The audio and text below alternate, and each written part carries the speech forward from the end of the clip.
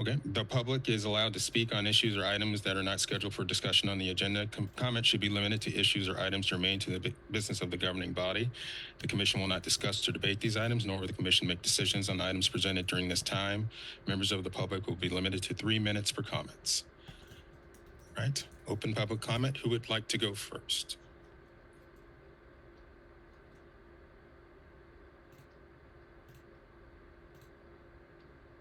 I'm standing here waiting to be acknowledged, and I need a personal invitation from you as a result of what happened a few weeks ago. I'm waiting to be acknowledged, Mayor. You're more than welcome to come up, sir. Thank you. I appreciate that. Let's talk about banning people from your Facebook page. In the Knight Institute v. Trump case, a lawsuit challenging President Trump's blocking critics on Twitter. The lawsuit maintains that the real Donald Trump account is a public forum under the First Amendment from which government may not exclude people based simply on their views, and that by purging critics from the real Donald Trump account, the White House is depriving those who remain in the public forum the opportunity to hear critical voices. This was decided on July 9th, 2019, and a petition for rehearing was denied on March 23rd, 2020 in a 3-0 decision at the Second Circuit Appeals. The full quorum of the court denied a rehearing by a vote to 7-2. There's a case named Linke v. Freed, the Sixth Circuit case addressing the application of First Amendment to government officials' social media accounts. This brief argued that the Supreme Court should affirm the Ninth Circuit's decision. Government officials and agencies use social media extensively to communicate with constituents, provide public notices and key debate policy, political issues. These are vital spaces for public discourse, and in order to preserve the public's right to engage with each other and with government representatives, the Knight Institute joined this and argued that the court should adopt a functional approach to the state action test that asks when a social media account is a government action. And that opinion was actually just made in August. There's another case, O'Connor Ratcliffe v. Garnier. This is a Ninth Circuit case addressing the application of First Amendment to government officials' social media accounts. Again, directly related to the city's social media page. This brief argued that the Supreme Court should affirm the Ninth Circuit's decision, the one we just discussed. Government officials and agencies use social media extensively. Again, these are vital spaces for public discourse. On March 15, 2024, the Supreme Court articulated a new state action test in its opinion in Linke and vacated the Ninth Circuit's earlier opinion. Now on remand, the Ninth Circuit must determine whether the school board trustees in this case spoke on behalf of the government or not. Now, the reality is it comes down on whether you speak on behalf of the government. The city's Facebook page does that. You are right now in violation of this, and I have screenshots to prove it. And your citation here. I want to let you know, Bart, this is the citation that you got me with your bullshit a few weeks ago. I wanted to invite you to the court hearing tomorrow. It's at 10:30, if the case actually gets heard. I want to let you know that this will not go away. It's going to be a year or two, maybe 3 before this goes away, because you'll have to convict me in municipal over here, and that's going to be a lift, because I'm going to call all of you in. Time. Well, you know, the thing is, Michael Owen went 15 seconds over. Sir, didn't get thrown out, so I'm feeling like I can go about 15 can you please seconds exit over the podium? and still not get I'm giving you a warning. I understand that you gave a warning, but at 15 seconds Sir, over, Michael please, Owen can you exit? been arrested. That's all I'm saying. Have a good night, Bart.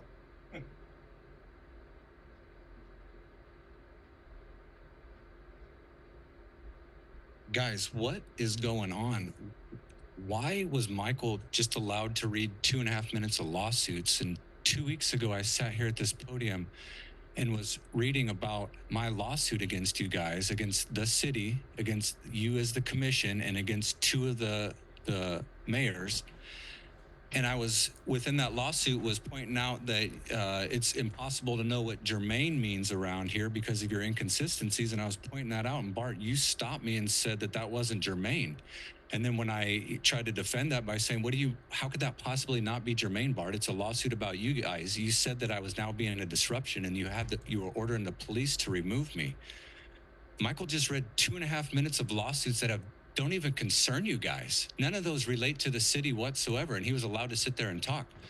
What the hell's going on? This is a serious question. I wish the city attorneys wouldn't have packed up and left. Maybe they could give me an answer. How in the world am I supposed to know what germane means when I'm reading about a lawsuit that I filed against you guys, making it germane to you? You're using taxpayer money to defend it. And you're telling me that's not germane, and then ordering the police to have me arrested, and then at the last second you change your mind. You did that 2 weeks to me in a row. We're going to have the police remove me under threat of arrest because I wasn't being germane. But Michael just read 2.5 minutes of lawsuits. So I want to know, how is that? How would anybody know what germane is? How is that not clear cut? A violation of your standard of germane, and in the process is viewpoint discrimination. I'm not allowed to talk about lawsuits in here. Someone else was just allowed to talk about lawsuits without being stopped. Why is that? Why the difference? Why am I treated differently? Why am I stopped? It's the same thing when Amber Sellers said that I couldn't speak about the Community Police Review Board because it had already been spoken about earlier in the meeting. Meanwhile, Michael and Josh Seiden both spoke about it. No problem, wasn't stopped at all. But the second I bring it up, I'm stopped. Why? Why? What am I doing differently? And why won't you answer that? It seems like it's a pretty straightforward question. You could explain your reasoning. Like, how is the lawsuit that I filed against the city of Lawrence, the city commission, 2 of its commissioners, one is Lisa Larson, who's in this meeting right now. One of them was an ex-one, Courtney Shipley. That's not germane to your guys' business? You got to be kidding me. But lawsuits about Trump and Twitter and Facebook and all that shit, that's germane to you guys? But a lawsuit about you guys has got to be stopped and have the police remove me? For what? The police remove me for talking about something that is germane.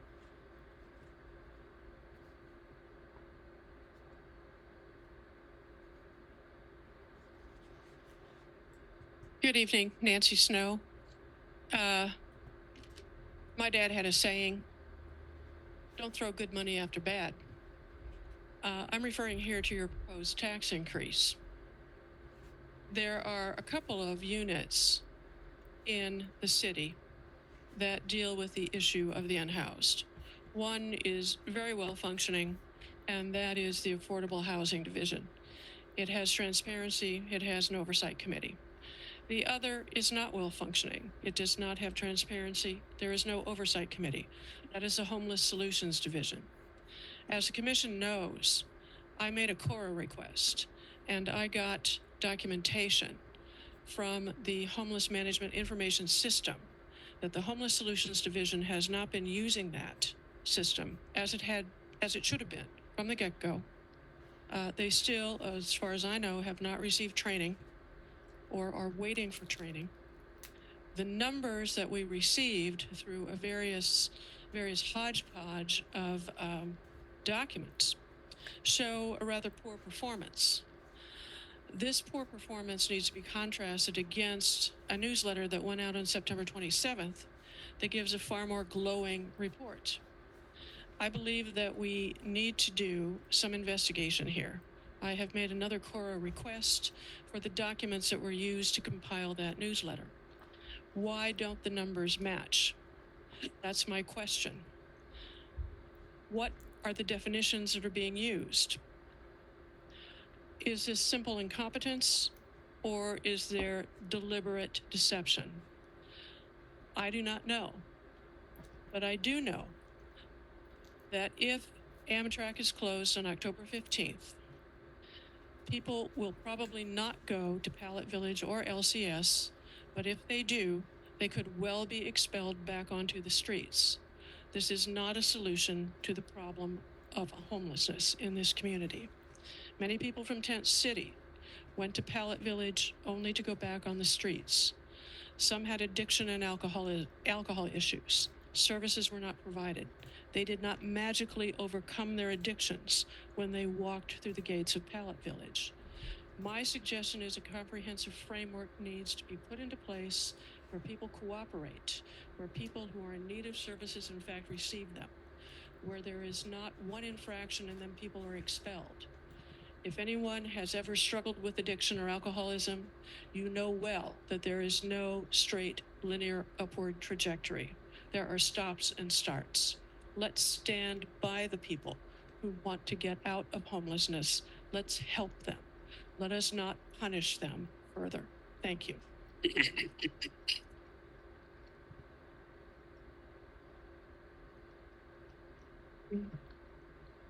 Hello. I'm back for like the 6th or 7th time in the last year. I didn't plan a statement, so I apologize for this not being very eloquent. I just get really mad every time I see y'all's faces and the way that y'all look at people when they talk to you. So, really, it's pretty simple. Do not evict the campers at Amtrak if you do not have a legitimate plan to keep all of them safely housed.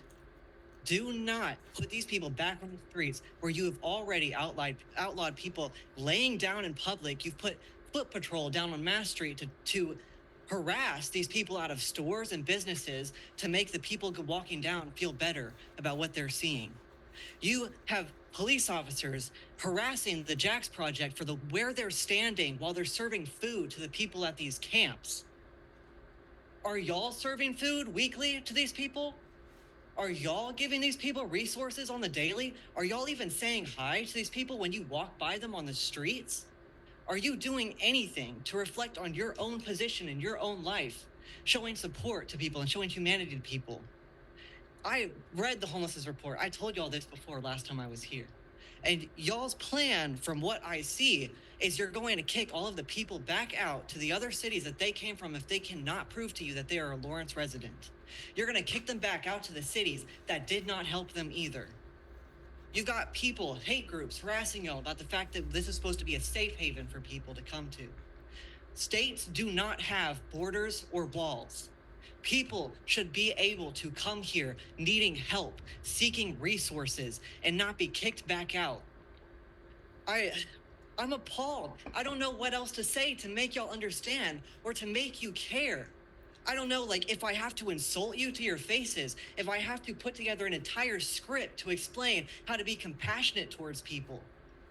I don't know what else to do because I'm tired of coming up here time and time again.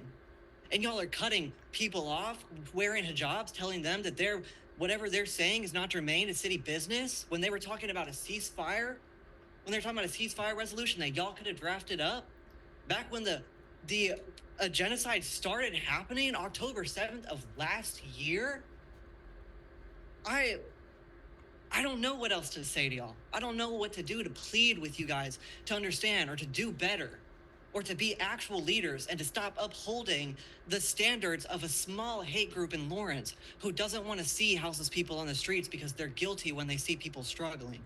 Y'all are not destigmatizing homelessness. You're not normalizing it. You're just trying to eradicate it. How can you eradicate an entire community of people? How can you do that? Exactly. Yeah. I mean, that's it. And honestly, y'all capital S stuck.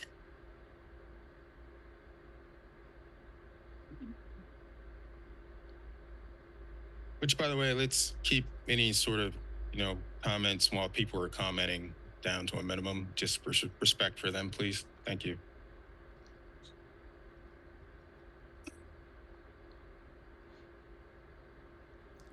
Hey guys, gonna try to be a bit more chill with this one. As I've said in the past, I do think you guys are going for or trying to fight for the cause of some sort. And really, after kind of being in the thick of it for so long, it feels like everyone's kind of fighting over the same goal.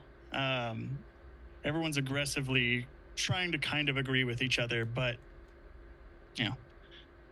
in one crowd, they believe that the unhoused need to be kind of pressured along into shelters, into housing first initiatives and stuff like that. And the other side believes that they can get to these positions without having their camps removed. And in that, I am on that side. In that, I experienced the last time that we removed the North Lawrence camp, and I see a lot of the same people that I was helping back then still on the street now. Now, the city has expressed some changes that are being attempted to rectify some of these issues. For example, an appeal process to allow people back into the Pallet Village. I think this is a good step forward in making sure that people who have been suffering addiction and mental issues for maybe on a decade in some cases can actually have like maybe the leeway to try to understand that there are rules, but at the same time are given a second chance. And I think that at the very least is a step in the right direction. I think we should be more lenient, though, in that respect. I think a lot of people don't really understand the difficulty of trying to contend with that kind of trauma or that kind of addiction or just the various things that are going on. I'm here asking that you guys don't sweep the camp coming up, or at least try to mitigate from not happening. Maybe even delay it if we even have time to maybe allow people to move and get situated and give them more time. Could be even a compromise, but I don't know what to ask at this point. All of you I know, I think, are trying to go towards this cause. I don't think any of you hate the homeless. I don't think any of you dislike them. I don't think any of you have anything against them. But in that same way, I think even if we were to somehow Thanos snap the hatred for homeless people in our community out of all of our minds, we'd still be contending with these issues. And so when we listen to these people, when we listen to all the protesters here, that frustration might be something that we have to kind of look beyond, because we are kind of all in agreement that people should be housed, that people should be able to work and live in society as best as possible. Anyway, that's probably going to be the one charitable person. See you later.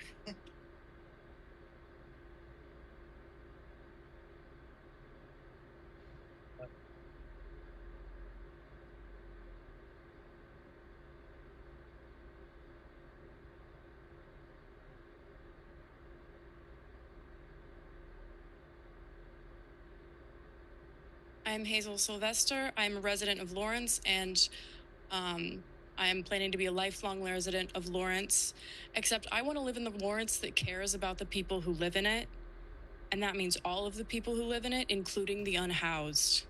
I am human, and I care, and it is horrifying to realize that the people in power lack the basic humanity that our unhoused neighbors need. I am no more or less human than I was when I was a homeless child in a homeless family who you would have swept out of that camp.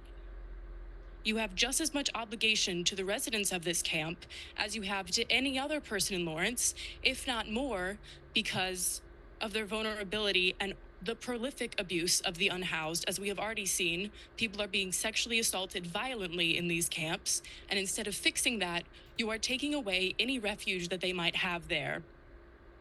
If camp sweeping worked, you would not be sweeping 2 years in a row. You would not be routinely sweeping. This sweep is not a solution. It is a punishment. You are punishing these people for being unhoused. These people have nowhere to go, and you are punishing them for it. If they had somewhere to go, you would take them there instead of just dropping them somewhere randomly. This sweep is not working towards eradicating homelessness. That is not even on the agenda of this sweep. The goal that this sweep works towards is eradicating homeless people. We demand that sweeps be stopped. Our unhoused neighbors who live in these camps and rely on them are owed safety and security and humanity, not just specifically, but by you, the people in power. You are welcome for our time and civic engagement. You are not welcome to do as you please with the lives of the unhoused.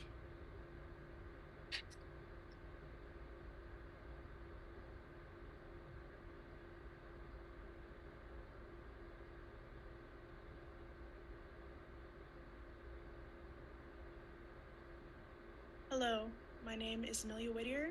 I'm 18 years old and I'm a new resident of Lawrence.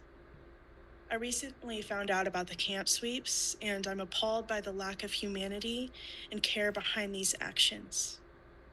People who are unhoused are people too, and rather than merely removing those residing by the Amtrak station, We should be focusing on building functional, reliable, and permanent resources for people who need them. These sweeps have been ineffective for long enough to know that they hurt innocent people rather than help them. I've been going on mission trips across the United States with my youth group for about 4 years, that goal being to help people who are homeless or impoverished. And I do that by volunteering or providing financial support or any other resources that we can allow. My most recent trip was to Chicago. I did some immigration work there and learned about the causes and effects of immigration. I've personally seen that trying to remove people, specifically people who are unhoused, rather than addressing the root of homelessness, doesn't work. I have also lived in a poor financial state. I know what it's like to have to move away because you can't afford housing. I know what that's like firsthand. And because of that experience, I can go out and help people because I know that I wouldn't want to live in that, let alone anyone else, especially in Lawrence. We should be taking care of those people. It's never fair to be relocated and promised resources that aren't provided, and it's cruel that you're making the decisions regarding this matter. I implore you to rethink these actions and how they will affect real human beings. For the sake of humanity, please stop the sweep.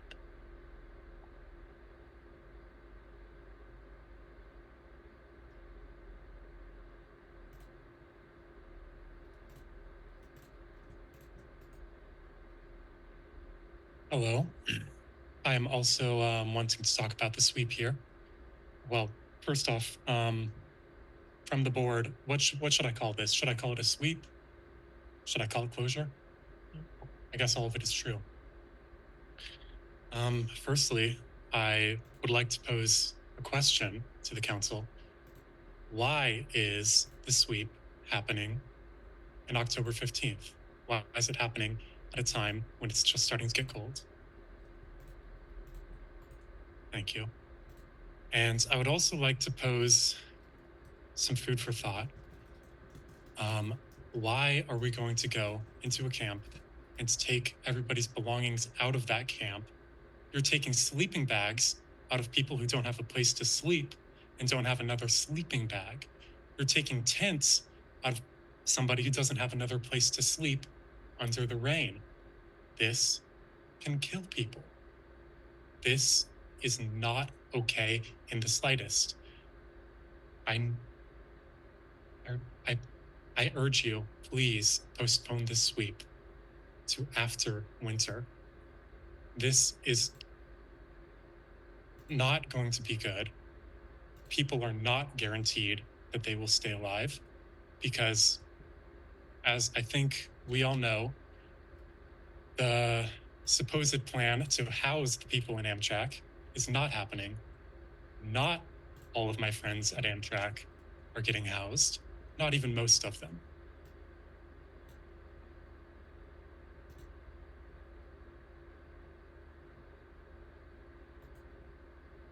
What do you think about March 15th? Please. I talked to a police officer very briefly.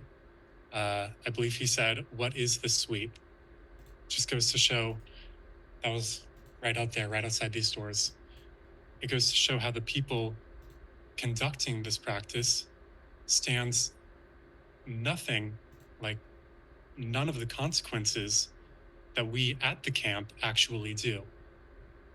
Right? I don't think that you're taking like consideration at all enough into account of the people that are going to be forced around the city like a game of whack-a-mole,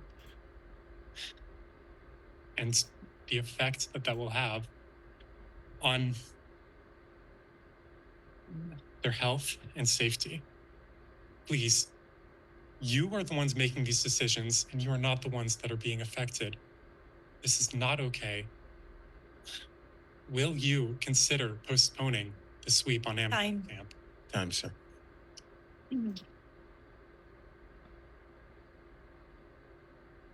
Hi. First, I want to thank everyone for choosing to remain, even despite the bigotry that so often comes up and salts the well of our goal of mutual aid, community, and respect. I read recently that the city had committed to the policy equivalent of leaning in close enough to the unhoused to learn their names. I'm grateful for the work being done, and I hope that work begins with addressing systemic problems in these projects. People who choose to do the work of helping the most marginalized of our community, and I emphasize our community, are some of the most motivated and compassionate people you could meet. They're not showing up for a paycheck. So when these workers are told that even if they want to help make meaningful changes in the lives of the unhoused, that they're out of line, that they should sit in a shack, stare at their phone, rather than helping people find permanent housing, food, insurance, medicine, etc., the so-called goals of these projects. And then also to emphasize the control, not just of these workers, but also the people these shelters are allegedly made to serve. If the goal of enforcing a rule is to sustain a community, its primary goal cannot be to destroy that community. What good is there in isolating people who have nothing but their neighbors if that rule cannot protect even one woman or offer her shelter from harm? In these communities, these stories are not the exception. I wish that I didn't know the way that I know that. I have been homeless, and I've been where she's been. Me too. I agree that we should lean in close enough to learn people's names. Don't forget Amtrak too.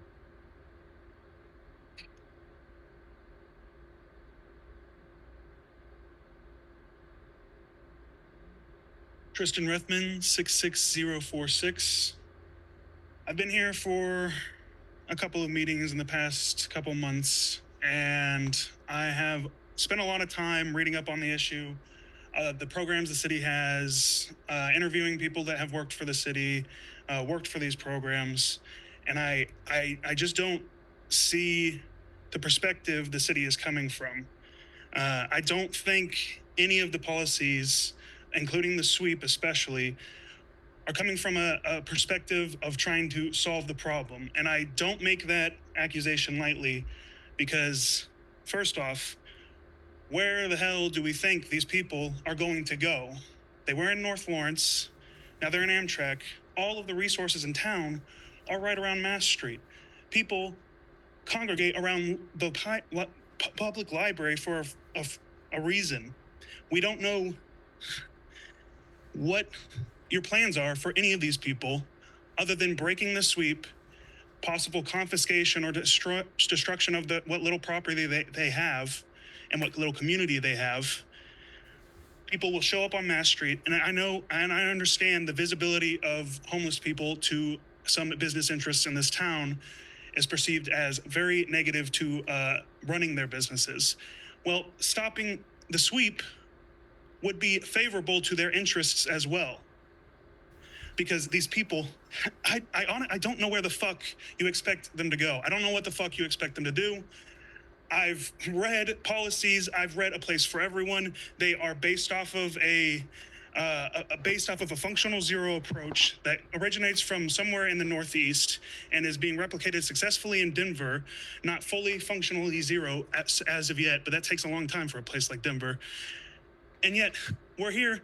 We have a homeless resources division that gets fucking gets money out of the goddamn wazoo, and we don't know where the fuck that's going. I'm out in the goddamn community. I know when the city is doing resource outreach, is doing homeless outreach, is trying to do something in the community, I don't fucking see the money. I don't see it out there. I don't know where the hell it's going because the city doesn't have any accountability for it. I believe, as far as I know, there is proper structures for A Place for Everyone. There is just no proper commitment to it. We need to prioritize housing because in the long run, that's the only solution we have for these people. We do need Band-Aid solutions. That's how these people survive. And it's much easier to do that when we know where they're at, like a camp, and we can address their needs and listen to them without having to spend even more resources tracking them around town. I'm just trying to fucking understand, and I can't. Thank you.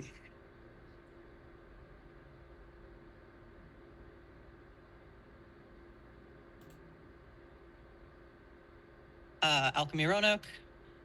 So, for the past month or so, I have been going out regularly to the Amtrak camp to serve food.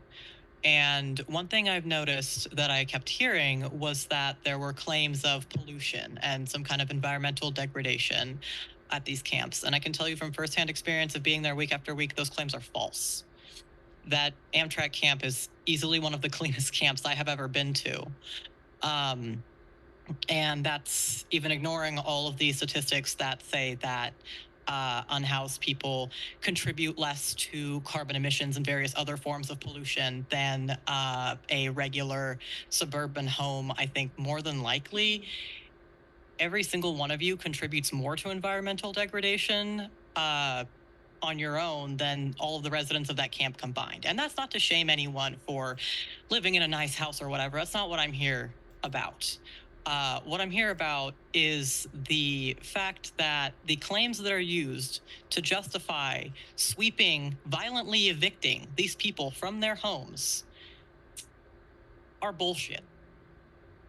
I've read the statement of Lawrence Cares, which from my understanding is a conglomeration, something of like a union of business interests and various landlords.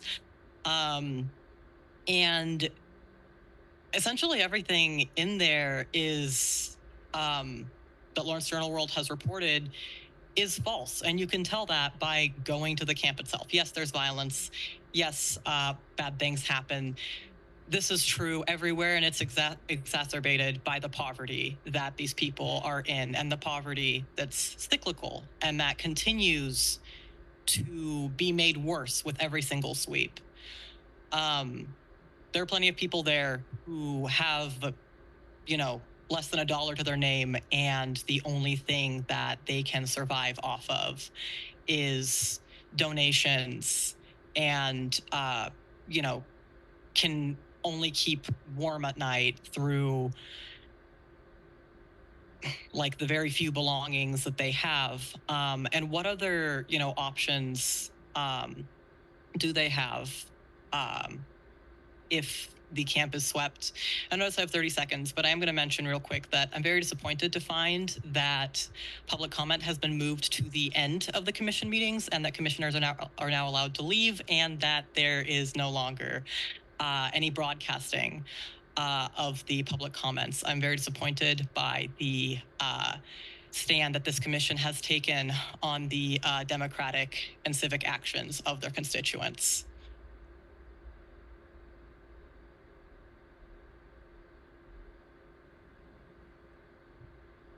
Autumn Colbeth, 66049.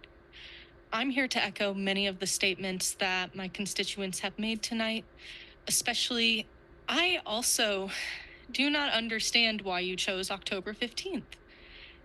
As other people have mentioned, that is when it is getting cold. We have someone who has already died in October due to the cold. If your goal is to get all of them into housing before winter, why would you choose right at winter time to start doing it?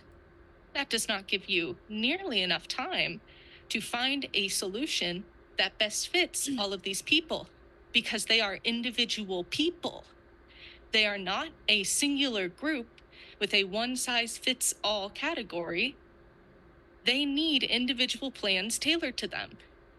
You are not going to have enough time to find them all housing if you choose to do it starting October 15th when you sweep them all away. So I ask at the very least that you postpone it to the spring when it is starting to get warmer out, and you can perhaps even start the process of getting them all into housing, and it won't be some sort of rushed, put together slop job. Likewise, I also want to echo the sentiment that I have heard from many constituents, not only here, But when I talk to people around Lawrence, while I do not agree with their views, many of the people I have talked to dislike the visibility of the unhoused. Many people also don't know where the Amtrak camp is. If you wanted to do, again, what would perhaps be best for the businesses of Mass Street, as well as the people who go down those streets, you wouldn't be kicking these people out of their homes and pushing them to Mass Street because they're going to stay at Mass Street. That is where the library is. That is where restaurants are, where they can sit when it is hot outside or when it is cold outside during business hours. There are other resources there that they would be missing. And so they will choose to just stay there, or they will go to Bertram, in which case, then you're bothering people at the hospitals. People are going to be getting upset over there. There's so many different aspects that I just feel like you haven't even thought out from many different sides of the equation. And so I'm trying to figure out, who is this actually serving right now? Thank you.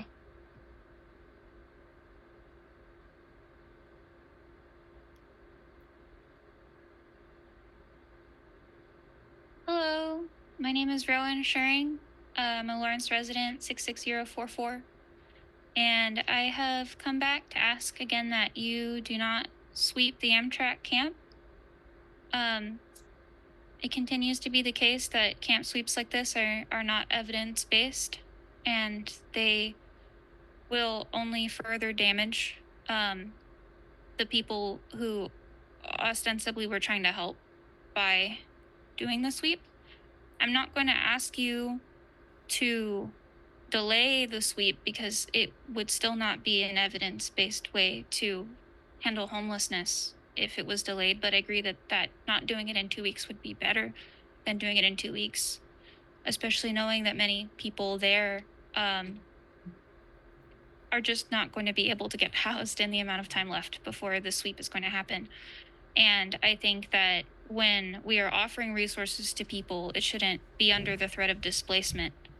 I think we should be working to make it so that these places are not necessary for people and not forcibly removing them. I think that we should be working to change the conditions that make living in a camp necessary, because those conditions are not going to go away if you forcibly tear down the camp. Thank you.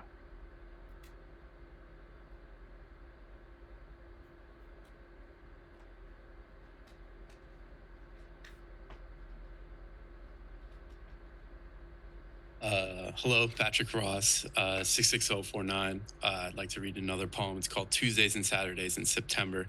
I wrote it on September 21st. I saw 2 bison get harvested today. I listened to a Cherokee man talk about the buffalo people. He talked about the war to control the last buffalo herds, how sacred they were to the people, and that everything would be used. My friends next to me pointed to the stomach as it bulged out of the body and said it could be turned into a water canteen. Young women walked by with blood-stained dresses holding knives. Children got as close as they could to see the inside of an animal. I sat on the ground and watched as the men wrestled away meat piece by piece. One young man had a Haskell tank top on and seemed to dance along with every step. He had blood on his face, unfazed by the task at hand. I felt as if I was watching a scene prior to when this nation existed. Ironically, I only learned of the event because Facebook had notified me that my friends had commented on the event, but when I looked for their comments, I couldn't find them.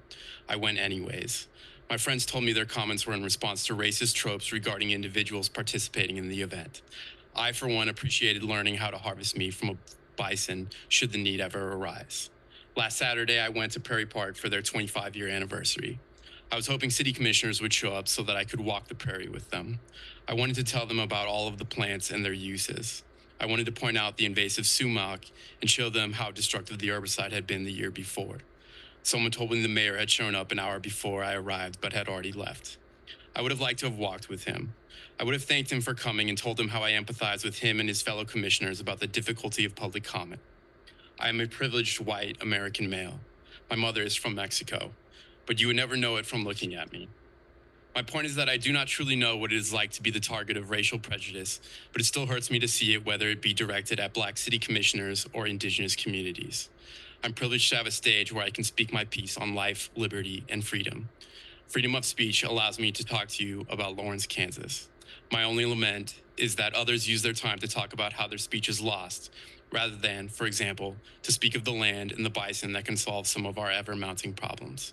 Some would say this is a Christian nation, but we should never forget who it belonged to before. Thank you very much.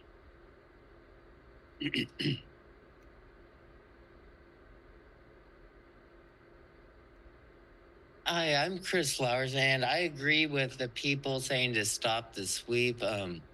I don't think. I mean, Lawrence says likes to claim we're progressive and on the left, but I don't think kicking the unhoused out of whatever place they have left to live. I mean, kicking them out of that. I don't think that's progressive or leftist, and I think you all need to think out through, like, where are these people going to go if you just tear down that camp? There is a spider outside my mailbox, and I don't like spiders, but I leave that web alone because if I tear down that web, I don't know where that spider's going to go. What if it comes inside? I like where it's at now, where I know where it's at.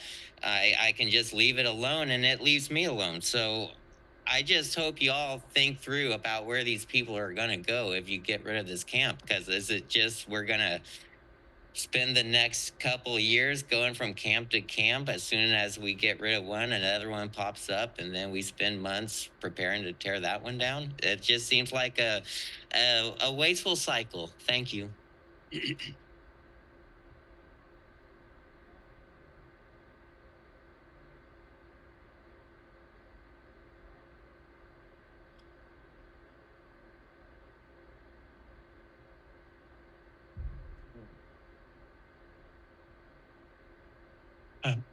Good evening. I'm Stan Hernley. I want to talk to you about the City Hall. So, for 170 years, the seat of the city government has been located within the original town site of Lawrence. It's not always been in a building that the city's owned. For a while, quite a while, it was at the Watkins Museum. The 1970s was a pretty pivotal time in Lawrence. While other communities were embracing growth, commercial development on their peripheries, Lawrence doubled down on its downtown. Massachusetts Street was changed from 4 lanes to 2 lanes, pedestrian amenities were added, and when it came time to build a city hall, city leaders looked downtown.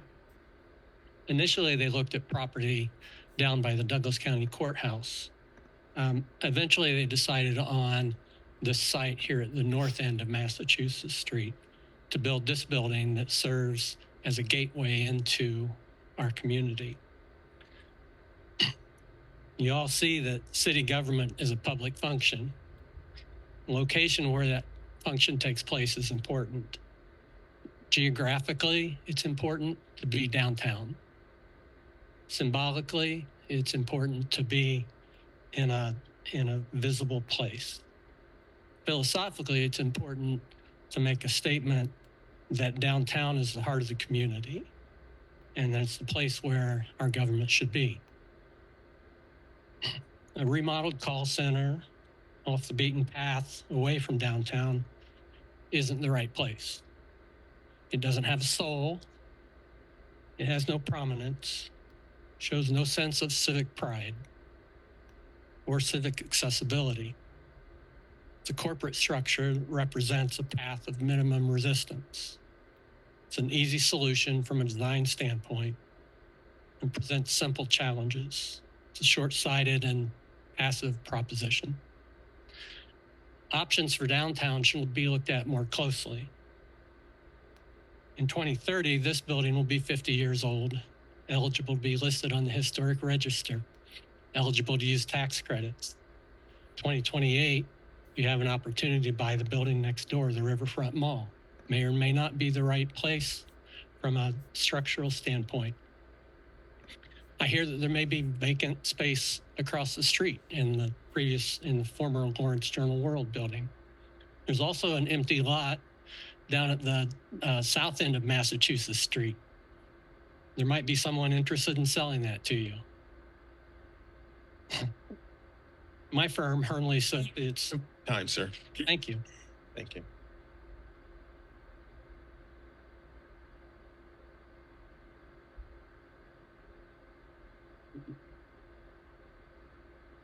Hi, David Baston.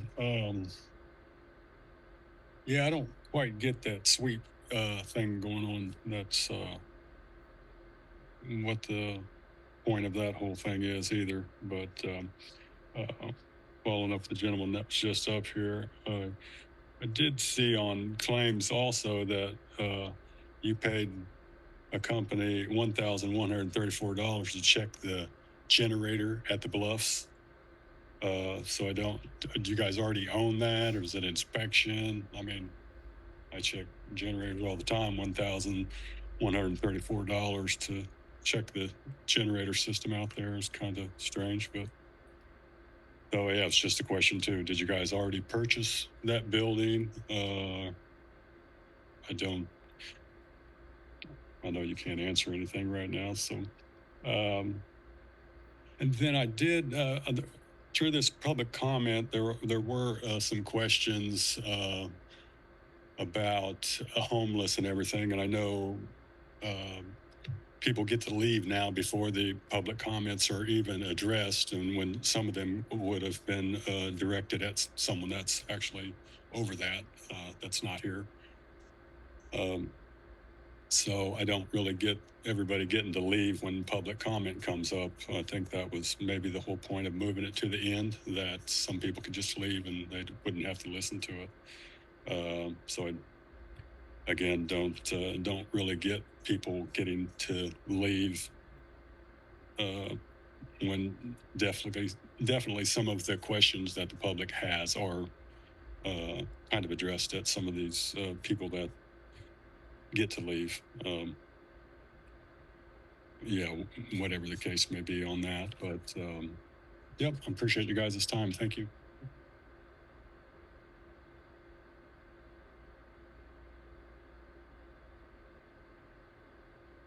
All right, not seeing any further public comment here in the room.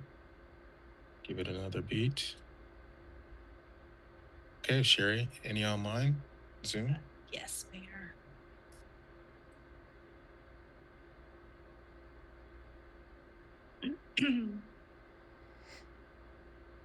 Sherilyn Wells. Can you hear me? Yes. Yes. Okay. There's a couple things that I don't understand is that if you move the people out of the camp, even if they go and stay at the shelter, most of the spaces, even if they build some more pallet shelters behind there, most of those spaces are requiring people to get up at 7 o'clock in the morning and leave and come back at 7. So the people will be back downtown anyway. So you say you don't want, the businesses don't want people hanging around downtown, but if you put them in a night-by-night situation at the shelter, the only basic place that then they can go is back downtown at the library or sitting here and there. Another thing is that when the place for everyone was being developed, there was a promise that people, they call it lived experience, people that have experienced homelessness or formerly people that were experiencing homelessness would get a real voice in these plans or be able to speak to the plans or understand the plans or understand what the money is going for that is meant for them. There was, as far as I know, there was one meeting and there's one little advisory committee with one person on it that's actually experienced homelessness. Now, I know that providers go down and they care and they talk to them, but actually listening to other people, the homeless people's voices is different. I think people are afraid sometimes to complain about services that they do or don't like, because then there are only so many providers. And if they say, I don't like these services, the only option they have is not participating in the services, rather than saying these services don't speak to me. Also, if you're going to have trauma-informed care, I'm sure some of the exits have been for legitimate reasons. But if you're going to exit people for what sometimes seems like rather trivial matters of like talking too much or arguing sometimes, I mean, that's not being violent, that's talking. I don't comprehend that. I volunteer with people, but I feel as though the shelter is not entirely able to accommodate people. You know, the Lawrence Cares wants the people that are addicted to drugs, you know, off of the streets. But the shelter is not really set up to accommodate people that are seriously addicted to drugs or alcohol. And people cannot just quit. Ms. Wells, that's your time. I'm sorry. Thank you. Stephen Watts.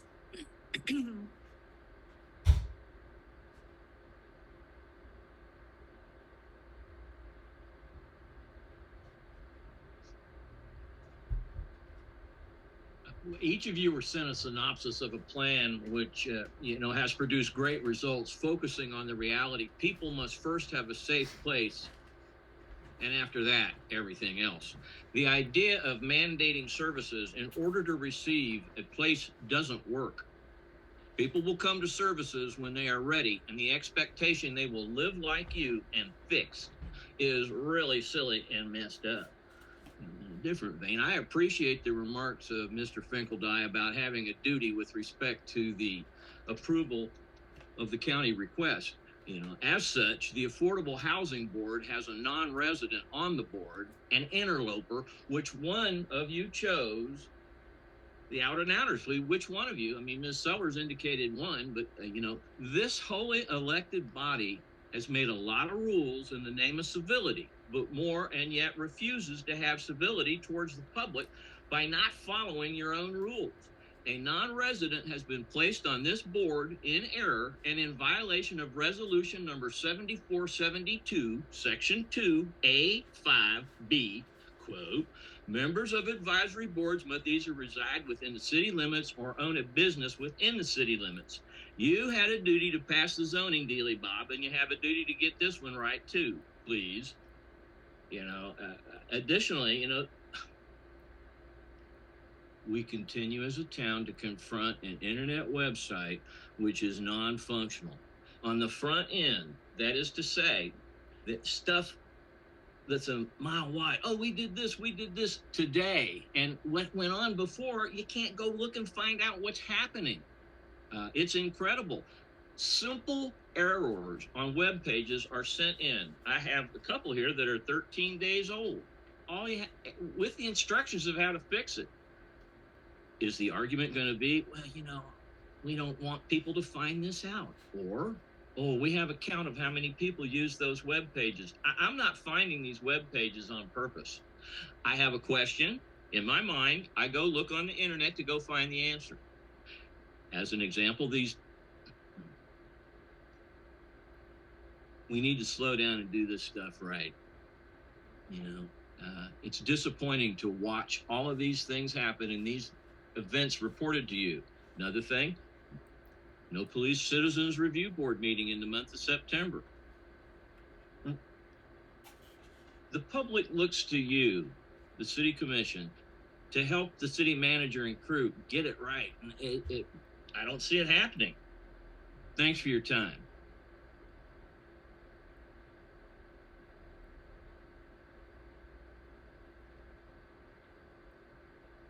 Jeffrey Hepler.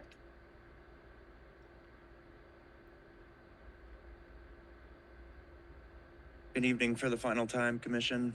Thank you for your time. I just wanted to spend this time to say, stop the sweep. or at least postpone it, as has been advocated.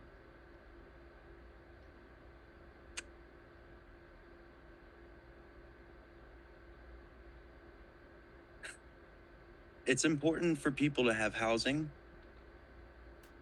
but some of these people will never want the kind of housing you seek to provide. They may partake of services, but there's probably always going to be a camp, y'all, whether you like it or not. You look at Topeka, what are they doing? The same thing you plan on doing.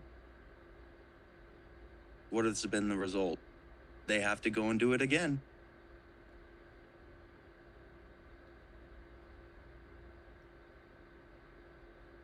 That's all I have to say. Thank you all for your time. Have a good evening.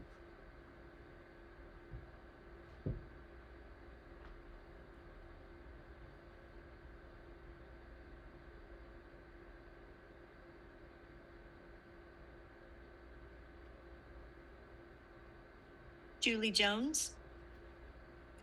Hi, Julie Jones, 66047. I'd like to talk in reference to the homeless situation. I have been attending the board meetings for the homeless the last 2 months, and also been talking email-wise with Misty Bosch Hastings and pointing out that the public needed to know what you're doing with the money that we gave you if you want the 0.5% tax to pass.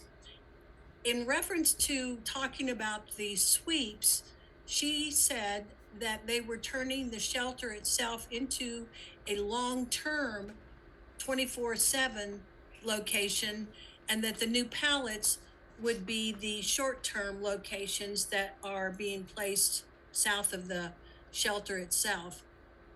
That's not going to happen until December. So to have a sweep happen in October, but really have no place for them to go other than the in and out thing. And my brother was homeless. He was on drugs, and they're right. They are not going to stay in your shelters because they want to do their drugs and they want to do their own rules, and they'll sleep outside or wherever they can find housing or shelter to do their drugs. That's their priority. And to do a sweep in October, but you're not going to have the housing ready until December, kind of seems backwards.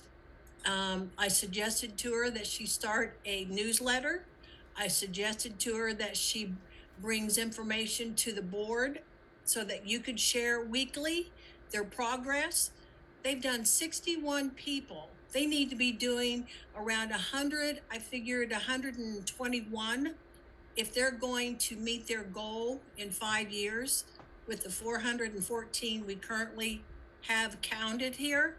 So we're way behind, and it's not working. They did it in 2012, the sweep then, it didn't work. And I asked her, so why are you doing it like that again?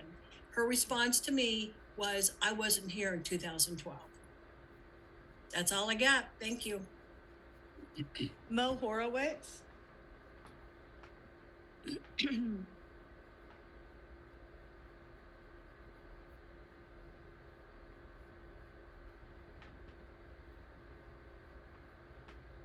Mo Horowitz. I'm so sorry, I forgot to unmute. My zip code is 66044. When I made a public comment about the sweep last month, I had this whole thing written out about how, as a queer senior citizen, there are more than a few people I love who were homeless when they were younger, and how grateful I am for their presence in my life. And then I got on Zoom and I couldn't say any of that, and I couldn't figure out why, until I realized that I couldn't say it because it doesn't make a difference if I or anyone else thinks someone is lovable. That person has basic human rights. I don't understand how you decide to sweep someone's home, especially when adequate housing options aren't in place and the temperature is dropping. That, I'm sorry, but that just seems violent and cruel. at risk to their safety. People have come up here and told you how terrible this is going to be for them, that the sweep will break up their home and their community, and they have no viable place to go.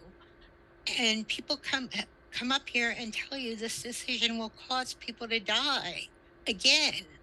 And you dig your heels in and you say why your plan is caring and generous and well thought out again. And then someone dies in the cold again.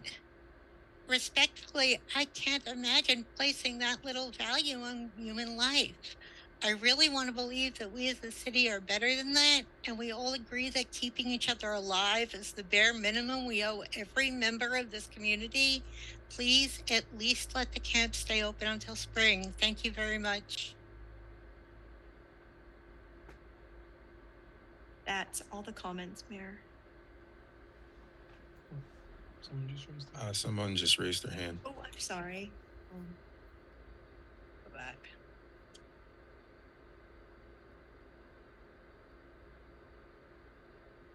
Second as they move to the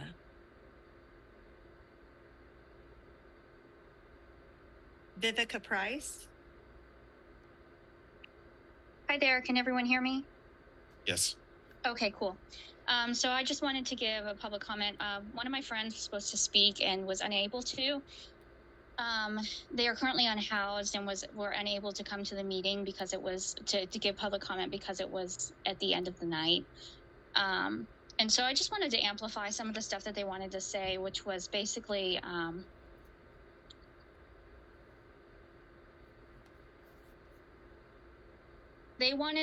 she wanted people to know, wanted you all to know that so many people's lives are at stake this winter, and a compromise of understanding Mother Earth should always be treated with respect, and all beings are at home, and the disconnection of that could further the untimely ends for many people's lives. So closing Amtrak, doing a sweep on Amtrak, in my opinion and in what she has expressed to me, would have a direct impact on people's lives and would have a direct negative impact on people's lives. It is known through, I mean, I don't have the studies off the top of my head, but it is known that it is not a best practice to sweep camps. And especially with it being so close to the cold season, it is especially not a good idea to close these camps.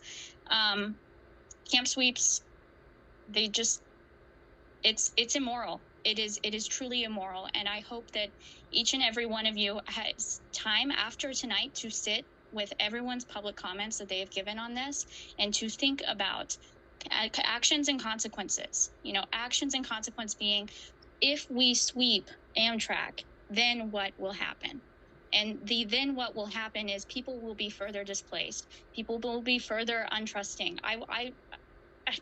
I mean, there are lots of consequences here, and I really just ask you to please consider your actions, because it's not cool. It's not cool. So thank you for your time. Have a good evening.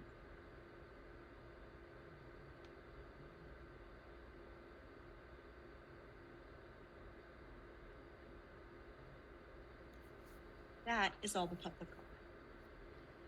Okay. With that, I would entertain a motion to adjourn. Move to adjourn. Second the motion. I have a first and a second. All those in favor, please say aye. Aye. That's approved 4 in approval, 1 absent. Thank you all. Have a nice evening.